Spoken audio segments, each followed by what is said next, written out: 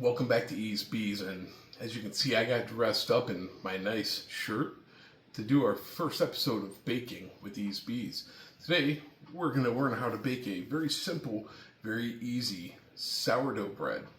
The only few special tools you need is a nice scale and a Dutch oven.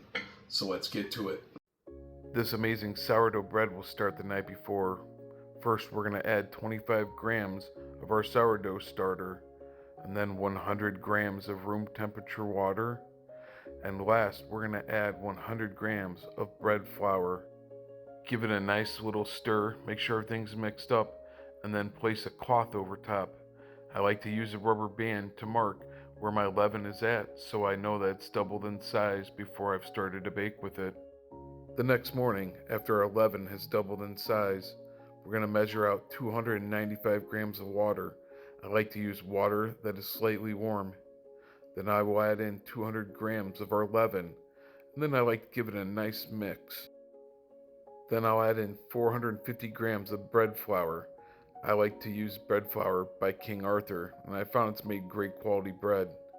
And the last ingredient that we will add are 12 grams of salt. You can use what you have on hand. Once everything is weighed out, we'll grab a spoon and we'll begin to mix. And we'll be creating a shaggy dough. You'll hear this term a lot, shaggy dough. And it means that the dough doesn't have the elasticity or the smoothness that we are looking for. Get your hands wet to help reduce the dough from sticking, and we'll begin to pinch and knead the dough.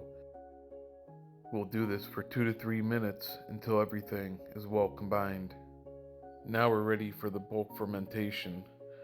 Cover your bowl with a towel or a cloth and put it in a nice warm spot for it to begin to ferment. After 30 minutes, we're going to do our first set of stretch and folds. You're going to reach underneath the dough, pull out a bit, stretch it, and fold it in the middle. I typically do this about 10 to 12 times on the first set. What this is doing is creating layers of gluten, which will help to trap the gas to give us that fluffy, soft inside. It's also going to help the dough to keep its shape when we go to bake. Once complete, go ahead and cover the bowl again, and we're going to let it sit for another 30 minutes. After 30 minutes, we're going to come back and do our second and last set of stretches and folds to build up that strength. We're going to reach into the four corners. We're going to stretch and fold it right into the middle. And then I'm going to take the little corner sides and just pull them up to help create that perfect ball shape. And then, once we're done, we're going to cover it and let it sit for 2 hours. And this will take us to the end of the bulk fermentation. After the 2 hours, we're going to come back and we'll begin to shape our dough. Take some flour and spread it on your surface so it doesn't stick.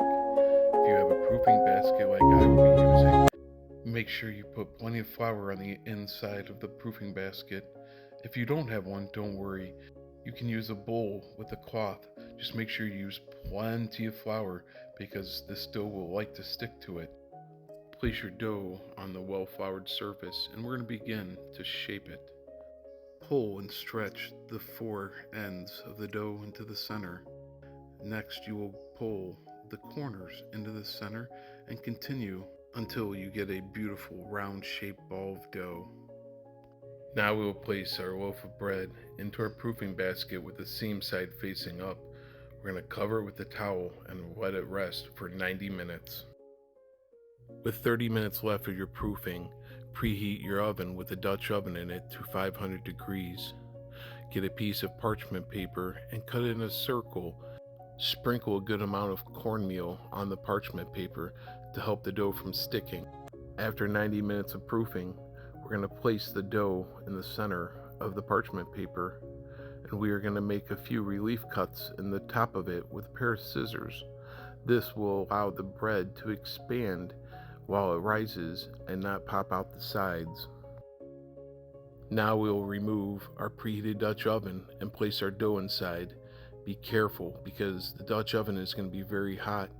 We'll put the lid on it and return it back to the oven, and we'll turn down the temperature to 485 degrees, and we will bake covered for 18 minutes. After it is baked for 18 minutes, we'll remove the Dutch oven and take the top off, and we will be baking it for another 25 minutes with reducing the temperature to 465. This is the time that we will get that beautiful golden color that we all love about our sourdough. After the 25 minutes, remove your bread from the oven.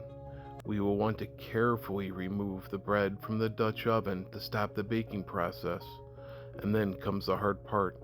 We need to let the bread sit and properly cool before we start to cut it.